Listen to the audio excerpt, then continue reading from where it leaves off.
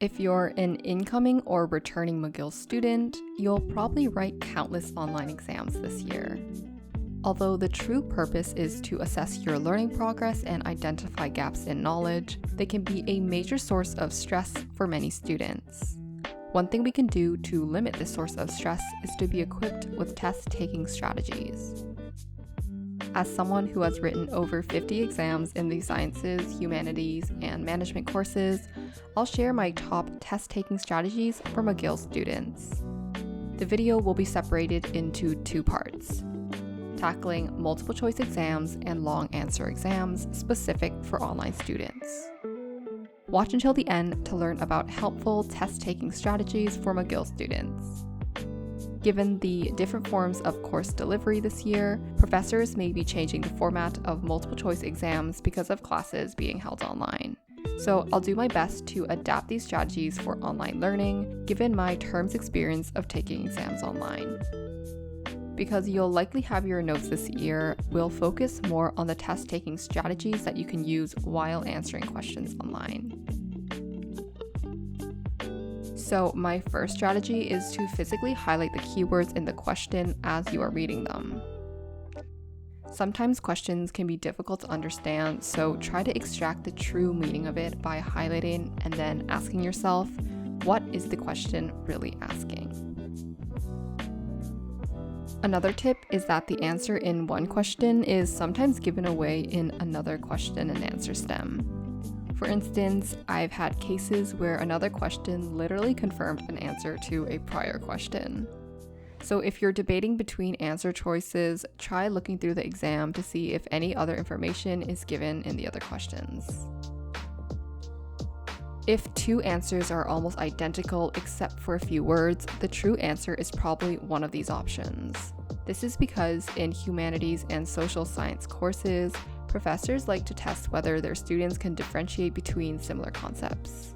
Knowing this, you can study related concepts and make sure you understand the difference between things like the fundamental attribution error and the actor-observer bias in psychology. Also, eliminate extreme answers. If you're writing a multiple-choice math exam and are completely lost, take a moment to look at the answer choices. Alternatives with universal qualifiers are often incorrect. These are things like always, never, and in every case. There are always so many exceptions to rules, especially in languages just like French and Spanish. Okay, so now let's talk about long answer questions, since these might be the bulk of the types of questions you'll answer in exams this year. Long answer questions refer to essay questions that can be pages in length, or short answer questions that range from a sentence to a page. My first tip here is to bold or highlight the keywords in your answer, like do anything to make it stand out. The tutor or teaching assistant or prof will have a grading scheme that awards points for writing specific words or concepts. So you definitely want to prioritize these words that will get you points. My next tip is to organize your ideas so they flow logically. The grader shouldn't need to put in additional mental effort to try to decipher what you're trying to say or what you're thinking. You want to keep your grader happy because a happy grader will probably be more lenient as well. Next, remember to be concise. The grader probably has hundreds of exams to read through and they just want to know you hit the key points. Don't write paragraphs when you can explain things simply in a sentence or two. If possible, use this format. Ask if you can use bullet points to list the key ideas, explain the ideas, and then provide 1 to 3 sub-examples per point. Lastly, have your notes organized beforehand. Ideally, you'll want to predict the questions that will show up on the exam and use that to guide your final study note organization.